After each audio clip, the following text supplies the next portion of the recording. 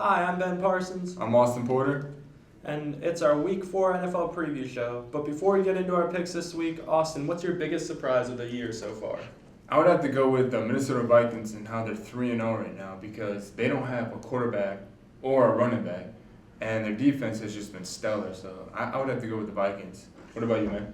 I would have to say it's a tie between two things. I mean, I think Carson Wentz has been stellar this year. He absolutely manhandled the Steelers last week, and also the Patriots. I mean, they haven't had a quarterback either, and Belichick has just made everybody look good. And we used to always think it's just because of Tom Brady, but I think it's time we say it's the system and not just Tom Brady.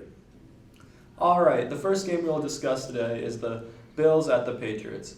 Austin, who do you think is going to win this game? It's a tough one because it's a divisional game, and the Bills always play the Patriots tough.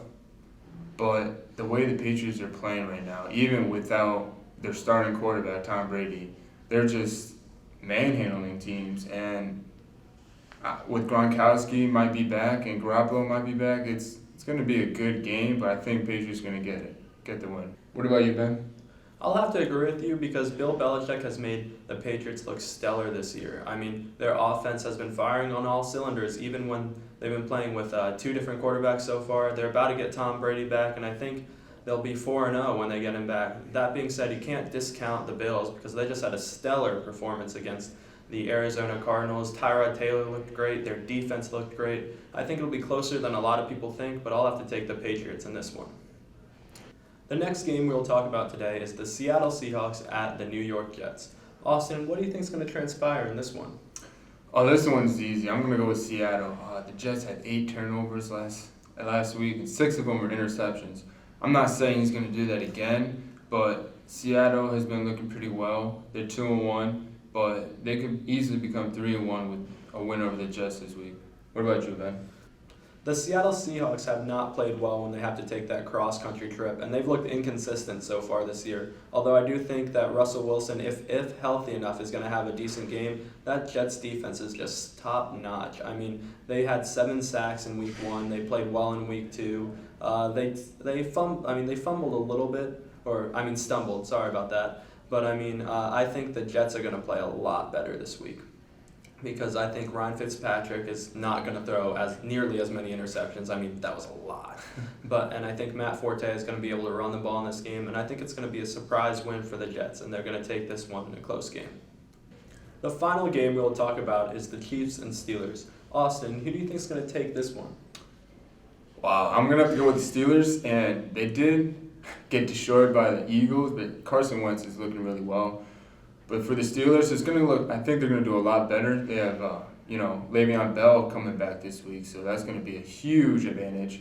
And then Big Ben, and then you also have the best receiver in the game. They're going to link up a lot more this week. So I'm going to go with the Steelers for sure. What about you, Ben? I'm going to have to go with the Kansas City Chiefs in this one. It's going to be a close game, but I think the Chiefs' defense is just too stellar this year. I mean, they forced 8 turnovers last week. They had 6 interceptions and 2 forced fumbles against the Jets, and I think they're going to give Ben fits in this game. I mean, I think the Steelers are going to play better than they did last week. I mean, it's hard to play much worse than what they did against the Eagles. But I think Alex Smith is going to be able to throw the ball to Jeremy Maclin almost any time he wants in this game, and I think they'll be able to run all over the Steelers' defense this week. So I'm going to pick the Kansas City Chiefs in that one. That wraps things up for us. Now time to send it on over to DeAngelo Stevenson and Joe McLean for the NFC preview. All right, thank you, Ben. We're going to start off with 3 key matchups in the NFC, starting with the LA Rams and Arizona Cardinals. Joe, what do you think about this game? Well, I think that's a very interesting game this week. The LA Rams, they really have a lot of momentum right now with their offense. They finally started actually scoring touchdowns after that first game against San Francisco. A good, hard-fought win on the past 2 weeks. Todd Gurley's playing well. And for the Cardinals, they had a rough game against Buffalo. Carson Palmer just wasn't himself. But they still have that defense, still have their wide receivers. And it is in Arizona, which gives the Cardinals an advantage. But I'm going to call the upset. I'm going with Los Angeles, 31-27. Okay, and the Rams, they are absolutely looking pretty fantastic with their first season in LA. The offense is looking pretty good. The defense is a little bit shaky, but they did win 2 games in a row. And the Arizona Cardinals, to me, I think they're the most overrated teams, well, one of the most overrated teams in the NFL. The offense really can't function very well. The defense is still legit with Patrick Peterson and Tyrann Mathieu, but I'm going to have the Arizona Cardinals take this win. The next matchup we're going to talk about is the 1-2 Carolina Panthers against the 2-1 Atlanta Falcons down in Atlanta, Georgia. Joe, what do you have about this game? This is another, NFC South divisional game. Panthers, they're like you said, they're 1-2. They haven't really, quite lived up to their expectations yet. Cam Newton and that offense had a really rough day, only scoring 10 points all in the first quarter.